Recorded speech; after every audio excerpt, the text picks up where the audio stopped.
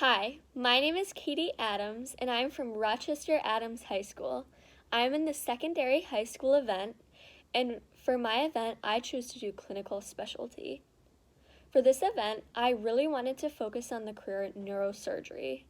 This career requires a lot of focus, practice, and skill. So I decided to do the skill stitching. So before you start stitching, it's really important to have a clean workspace. And you really want to get all the right materials to do this. So a lot of things surgeons use to practice their stitching is these skin pads. These are amazing, and it's almost like working on human skin. And obviously I cannot practice on a real person, and I'm not a surgeon. But this is a great way to start practicing. So this is what I will be using today.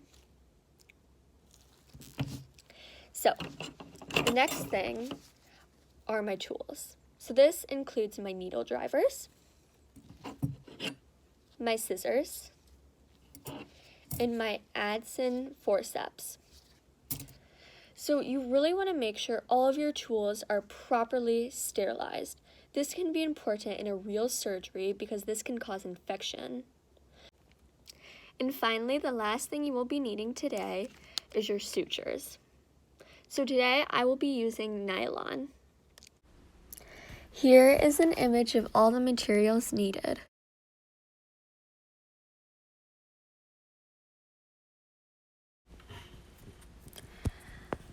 So now we're going to start on our first knot. So you're going to start by inserting the needle on one of the sides of the wound.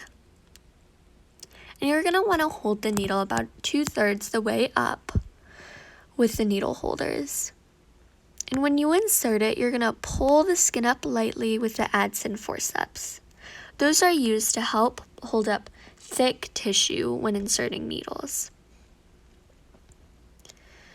So now, as you can kind of see, I just pulled the needle through both sides of the wounds, and you want it to be equal on each side, perpendicular at a 90-degree angle. And this is just going to create an even stitch. So now we're going to start on our first real part of the knot. So we're going to start by doing 2 loops around our holders away from us. We're going to take our end and kind of pull that string through it. So we're going to do it again now.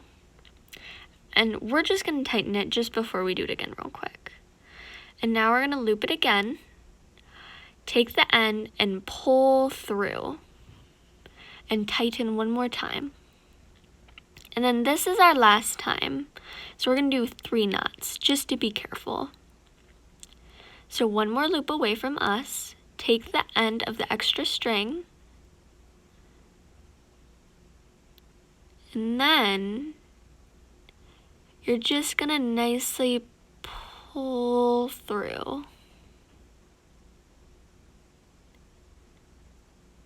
There we go.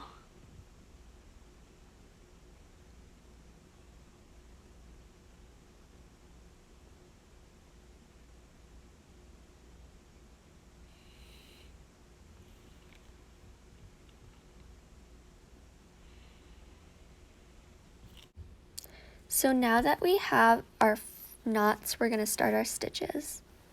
So you're going to want to pull the knot over to the right side. See how I did that? So it's on my left, but for this screen, it's the right. So we're going to start by placing our first throw. So we're going to insert the needle perpendicular to the wound, 90 degrees. And we're just going to drive that through with our needle holders real nicely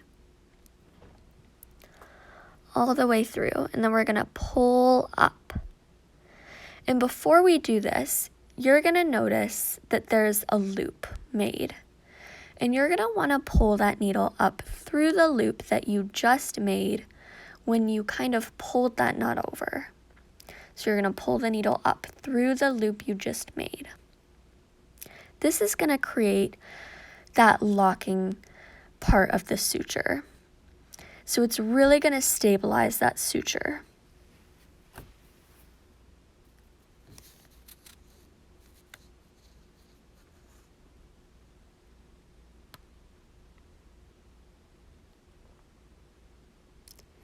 So now we're going to do it again. And you're going to do the same thing. You're going to make another throw perpendicular to the wound, 90 degrees. And you're just going to go nicely through, driving that needle holder, pushing the needle through the skin. And you might even need your Adson forceps for this. Sometimes the skin pads, or if you're using real skin, can be really thick. So those can really help for thick tissue to help hold it up a little bit.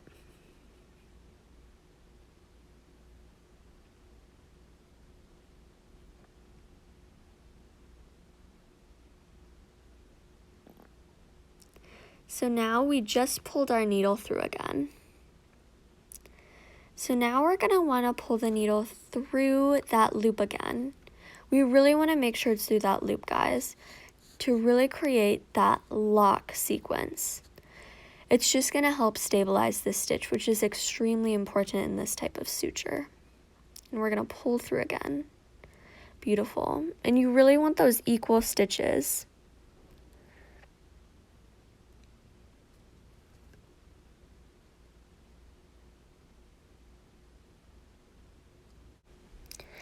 Now we're going to time lapse the rest of the stitches. So repeat the same process for as far as the wound goes. And for the purpose of this video, we're just doing half the wound. So now we're going to start on our knot. So first you're going to start off by tightening all the stitches you just made. And look how beautiful all those look. So now you're going to start by inserting the needle again and just kind of do the same thing you did, like you're making a normal stitch. Except this time, you're pulling the needle outside the loop. You're not doing it inside, you're pulling it outside. This is kind of skipping the lock sequence.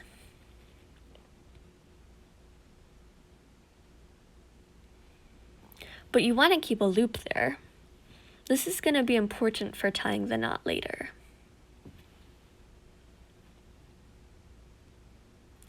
And now you're going to want to just kind of pull on all those stitches, just tighten them, make sure they're all secure. You really want a secure stitch. This is going to be in a real person. So now we're going to do the same thing we did for the first lot. We're going to do 2 loops away from us, hold the 1 loop, and pull through. And then we're going to tighten. And so you're going to notice as I do this, my loop is going to keep pulling over and it's going to get a little loose. And this is just going to happen. But once the knot's complete, it will stabilize. So now we're going to do another single loop. We're going to hold our other loop and pull through.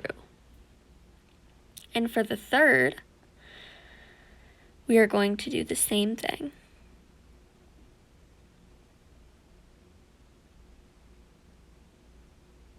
And you'll just see right here too, it's just getting a little loose, so you're just going to have to try to pull it over and tighten it again.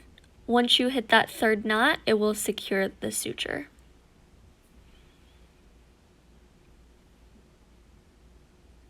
So now 1 loop away from you, hold the other loop and pull through.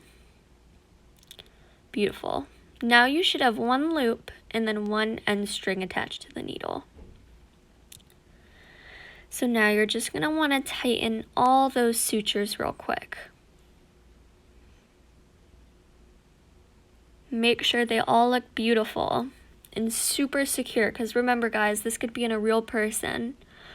And you really want to make sure it heals properly so it doesn't leave a scar.